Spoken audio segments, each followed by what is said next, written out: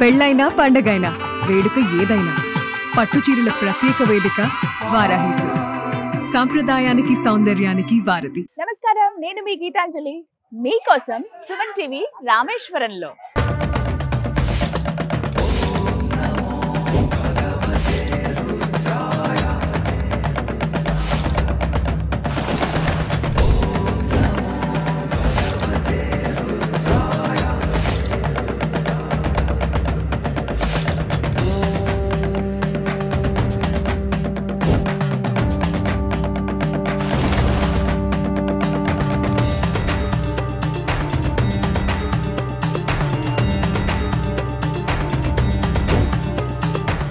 రామేశ్వరంలో Suman TV. అద్భుతమైన ద్వీపం రామేశ్వరం. ఆ శివయ్య దర్శనం కలగడం అనేది మహద్భాగ్యం అండి. జీవితంలో ఒక్కసారైనా రామేశ్వరం చూడాలి అని అంటారు కదా, ఎందుకంటే శివకేశవులు ఇద్దరూ ఒకే చోట ఉండటం అనేది ఆ వైబ్ మనకి తెలుస్తుంది. ప్రత్యేకించి రాముల వారు ప్రతిష్ఠించి పూజించినటువంటి ఆ శివయ్య జ్యోతిర్లింగంగా మనందరికీ దర్శనమిస్తారు. ఇంకా అందులోనూ స్ఫటికలింగ దర్శనం అనేది ఇంకా మహద్భాగ్యం అని చెప్తారండి. నేను స్ఫటికలింగ దర్శనం చేసుకున్నాను. ఉదయం 5 గంటల నుంచి 6 గంటల మధ్యలో చేసుకోవాలి, అయిపోయింది. అలాగే ఇంకా తీర్థ స్నానాలు ఇవన్నీ అయితే నాకు అగ్నితీర్థం దగ్గర మనకి మొత్తం సముద్రం వ్యూ కనపడుతుందండి. ఇక్కడ బోటింగ్ పాయింట్ ఉంది, ఒక్కసారి వెళ్ళాలనిపించింది. తర్వాత మరి మిగతా షూట్స్ అన్ని చేయొచ్చులే, మిగతా వీడియోలు. ఫస్ట్ వెళ్దామని అనుకున్నాను. అయితే ఇక్కడ శివ బోటింగ్ అని ఉంది రామేశ్వరం అగ్నితీర్థం పక్కనే. ఇప్పుడు మీకు అక్కడ కమాన్ కనిపిస్తుందా చూడండి, రెడ్ కలర్ది, అదంతా కూడా అగ్నితీర్థమే. కరెక్ట్గా టెంపుల్ ఆపోజిట్లోనే ఉంటుందన్నమాట. సో అక్కడి నుంచి కొంచెం నడుచుకుని వస్తే ఇది వాక్ వే. ఇక్కడ శివ బోటింగ్ అని ఉంది. ఉదయం 6 గంటల నుంచి సాయంత్రం 5:30 వరకు బోటింగ్ ఉంటుందండి. సో వెళ్దామా మరి? నేనైతే టికెట్ తీసుకున్నాను 100 రూపీస్. చూపిస్తా చూడండి. మా టీం మొత్తం 4 సో 4 టికెట్లు తీసుకున్నా. ఒక్కొక్కరికి ఈచ్ పర్సన్ 100 రూపీస్ ఉంటుంది టికెట్. సో చిన్నపిల్లల్ని ఎవరు అలౌ చేయరు, బిలో 2 ఇయర్స్ వాళ్ళని. అబౌవ్ 3 అయితేనే వాళ్ళు అలౌ చేస్తారు. ఎందుకంటే సముద్రం లోపలికి మన దగ్గర 5 కిలోమీటర్ల వరకు వెళ్తాం అనమాట. పెద్ద షిప్ ఉంటుంది, టూరిస్టులు వెళ్ళేది. అన్ని సేఫ్టీ సెక్యూరిటీ అంతా పాటిస్తారు, ప్రమాణాలన్నీ కూడా. సో నాకు కూడా ఒకసారి వెళ్ళాలని ఉంది. నాతో పాటు మీరు కూడా రండి, ఇంకా చాలా విశేషాలు చెప్తాను.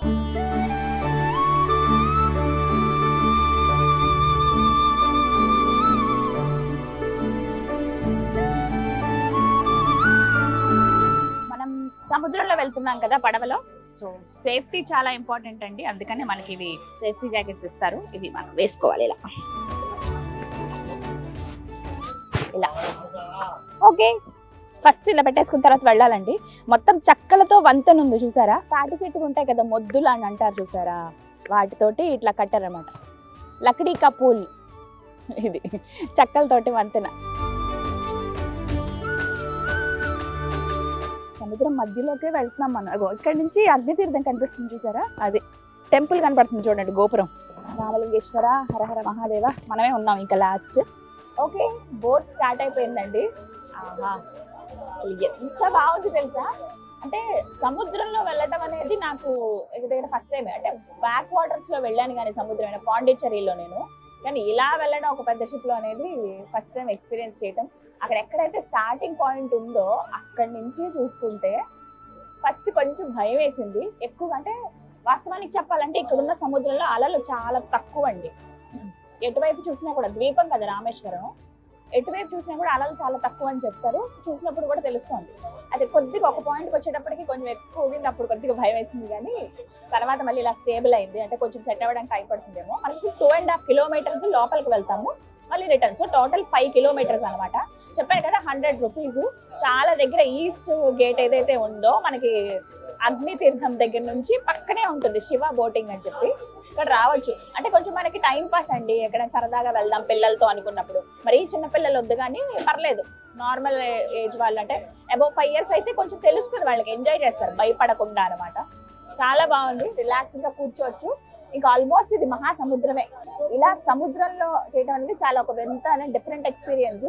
నేచర్ ఇష్టం ఉన్న వాళ్ళకైతే రామేశ్వరం ది బెస్ట్ ప్లేస్ అని చెప్తాను నేను. అండ్ ఇంకొకటి ముఖ్యంగా ఏంటంటే ఇలాంటి ప్లేసెస్కి వచ్చినప్పుడు ఫన్ ఉంటుంది, అలాగే ఆధ్యాత్మికంగా కూడా మనం ఎంతో తెలుసుకోగలుగుతాము, నాలెడ్జ్ పరంగా కూడా చాలా నేర్చుకోగలుగుతాము. ధనుష్కోటి కావచ్చు, అక్కడి నుంచి మొత్తం ఉన్న ఏరియాస్ అన్ని కూడా అక్కడ కూడా మనకి ఇలా చూసేందుకు వ్యూ పాయింట్ ఉంటుంది. అలాగే ఇంకోటి ఎకో టూరిజం అని ఇంకొకటి కూడా వివేకానంద మెడిటేషన్ హాల్ ఒకటి ఉంటుందండి, అక్కడ కూడా మనకి బోటింగ్ చేసే అవకాశం ఉంటుంది. అక్కడ కూడా వేరే దీవి దగ్గరికి తీసుకెళ్తారు, అక్కడైతే దగ్గరలో ఉన్న ఒక ఐలాండ్ దగ్గరికి. ఫ్యామిలీతో వచ్చినప్పుడు ఏంటంటే కనీసం ఒక 4 days అని పెట్టుకుంటేనండి మొత్తం చూడగలుగుతారు. మనం ఏంటంటే ఎప్పుడన్నా ఇలా బయటికి ఈ ప్రదేశాలకు వెళ్ళినప్పుడు, టూర్లు వెళ్ళినప్పుడు చాలా ప్యాక్డ్ గా పెట్టేసుకుంటాం. ఇక్కడికి వచ్చామంటే రామేశ్వరం, అటు తిరుచి వెళ్ళిపోవాలి, ఇటు మధురై వెళ్ళిపోవాలి అని చెప్పి 2-3 రోజులే పెట్టుకుంటాం. అలా కాకుండా ఒక రామేశ్వరంలోనే 3 రోజులు 4 రోజులు ఉండగలిగితే కంప్లీట్ గా అన్ని చూడొచ్చు అనమాట. చూడండి ఎంత బాగుందో. మధ్యలోకి వచ్చిన తర్వాత అంత ఎక్కువగా అలలు లేకపోవడం వల్ల స్టేబుల్ గా అలా వెళ్తున్నట్టు అనిపిస్తుంది బోట్ అయితే. సౌకర్యాలు ఉన్నాయి, స్కూల్స్, హాస్పిటల్స్, అలాగే మాల్స్ కానీ అన్నీ ఉన్నాయి. కాకపోతే ఇది ప్రత్యేకంగా ఒక దీవి లాగా ఉంది కదా, సో చూడడానికి అటు బ్యూటీ ఉంటుంది. అలాగే ఇంకొకటి ఏంటంటే చూసే వాళ్ళకు కూడా ఇక్కడ వచ్చి ఉండాలనిపిస్తుంది కొన్ని రోజులు. టూరిజం మీద ఆధారపడి ఉందనే చెప్పుకోవాలి ఈ ద్వీపం అంతా కూడా. సో ఏదైనా ఓ వైపు ఆ శివయ్య, మరోవైపు రామయ్య ఎప్పుడు రక్షిస్తూనే ఉంటారు ఈ ప్లేస్ కి. అందుకనే ప్రమాదాలు జరిగినప్పటికీ ఘాటి అంటే ఆ తీవ్రత తక్కువ అవ్వడము, తట్టుకునే శక్తిని కూడా ఆ దేవుడు ఇస్తాడని అంటారు. ఇక్కడ ప్రజలు కూడా అండి ఎంత ఫ్రెండ్లీగా ఉన్నారు. అంటే ఏమన్నా తెలియక ఏమన్నా మాట్లాడినా, లేకపోతే తెలియక ఏమన్నా మన కన్ఫ్యూజన్ లో ఉన్నా వెంటనే ఇన్ఫర్మేషన్ ఇవ్వటం కానీ, మనకి సహాయం చేయడం.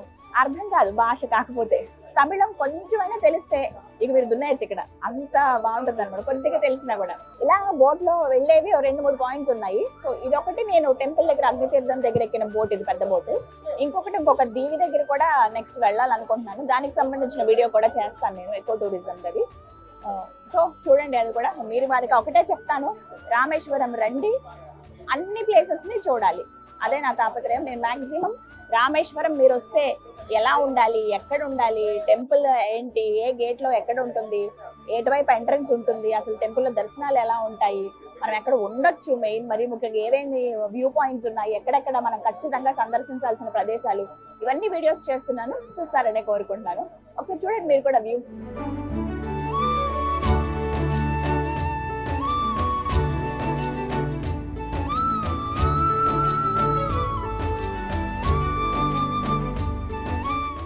బోట్ చూసారా, ఇవన్నీ కూడా ఫిషింగ్ బోట్స్ ఏనండి, లంగర్ వేసేసి ఉంచారు. వీళ్ళు ఏంటంటే పర్టికులర్ టైంలో వెళ్తారు. ఇప్పుడు మధ్యలో కనబడుతున్న బోట్ లో రెడీ అవుతున్నారు చూసారా, అక్కడంతా సిద్ధం చేస్తున్నారు, ఇంకా ఫిషింగ్ కి స్టార్ట్ అవుతారు అనమాట. సాయంత్రం టైంలో వెళ్తే నైట్ అంతా ఇంక ఇక్కడే ఉంటారు, మార్నింగ్ కల్లా చేపలు పట్టేసి హార్బర్కి వెళ్ళిపోతారు అనమాట. అలా వీళ్ళ పద్ధతి ఉంటుంది, వీళ్ళ టైమింగ్ అనేది. కొంతమంది ఏమో ఇంకా లోపలికి వెళ్ళిపోతారు, ఆల్మోస్ట్ ఇంకా శ్రీలంక బోర్డర్ దాకా వెళ్తారు. వాళ్ళైతే 15-20 రోజులు ఉండిపోతారు అందులోనే. సో ఇవన్నీ కూడా కొత్తగా ఉన్నాయి బోట్లన్నీ, కొంచెం మారే కదా పద్ధతి. అప్పుడంటే చక్కలతో వాటితో చేసేవాళ్ళు, ఇప్పుడు ఫైబర్ తో తయారు చేస్తున్నారు. వీళ్ళు కూడా టెక్నాలజీని యూజ్ చేసి ఫిషెస్ ఎక్కడ ఉన్నాయో తెలుసుకునే విధంగా ఇవన్నీ కూడా వీళ్ళలో కూడా చాలా డెవలప్మెంట్, ఆ గ్రోత్ అనేది ఉంది. సో అటు గవర్నమెంట్ నుంచి కూడా వీళ్ళకి ఈ ఇన్ఫర్మేషన్స్ అన్ని ఎప్పటికప్పుడు అందిస్తారనమాట. సో కొంచెం అధునాతనంగా తయారు చేసుకున్నారు బోట్లని కూడా. పెద్ద పెద్ద ఫిషెస్ పట్టే బోట్స్ ఏమో పెద్దవి ఉంటాయి, నార్మల్ ఫిషింగ్ అయితే చిన్న బోట్లు ఉంటాయి. కానీ వాళ్ళ ధైర్యాన్ని మెచ్చుకోవాలండి. సముద్రంలో ఒక 1/2 గంట ఉండడానికే నాకు అమ్మో అనిపిస్తుంది. అలాంటిది వాళ్ళు అన్ని రోజులు ఉండడం అంటే గ్రేట్. ఇంకా వాళ్ళకి చిన్నప్పటి నుంచి అలా అలవాటు అయిపోతుంది, వంశపారంపర్యంగా దీని మీద ఆధారపడి ఉన్నారు చాలా మంది ఇంకా.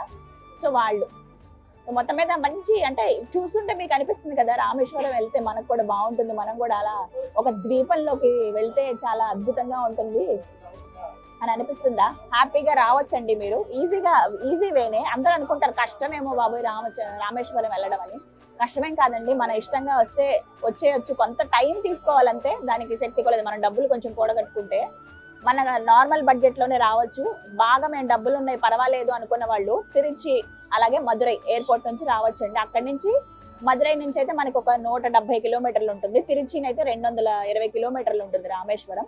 ఒక రకంగా చెప్పాలంటే ఎంత డబ్బులు లేని వాళ్ళు వచ్చినా సరే పర్వాలేదు, ఇక్కడ ఒక రోజు ఉండగలుగుతారు. ఎక్కువ ఖర్చు పెట్టక్కర్లా, ఒకటి 10 రూపాయలు మినిమం ఛార్జెస్ అయితే ఉన్నాయి. ఎక్కువ ఎక్కడన్నా అనిపిస్తే మీరు మాత్రం చూసుకుని రండి. అండ్ దాంతో పాటుగా క్యాష్ ఒకటి క్యారీ చేయండి, అదొకటే నేను చెప్తాను ఎన్నిసార్లు చెప్పమన్నా.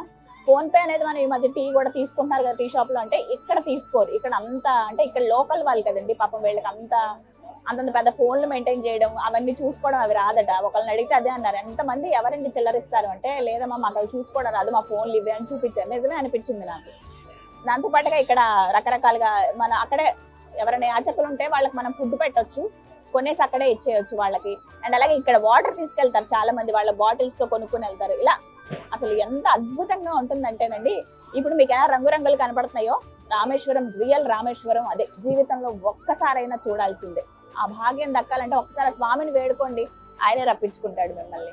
హ్యాపీ జర్నీ అని చెప్తాను నేను మీకైతే. హ్యాపీగా ఎంజాయ్ చేయండి. రామేశ్వరంలో స్వామి దర్శనం మీకు కలగాలని మనస్ఫూర్తిగా నేను కోరుకుంటున్నాను. ఆల్మోస్ట్ ఇక బ్యాక్ వచ్చేసాము, రీచ్ అయిపోతున్నాము.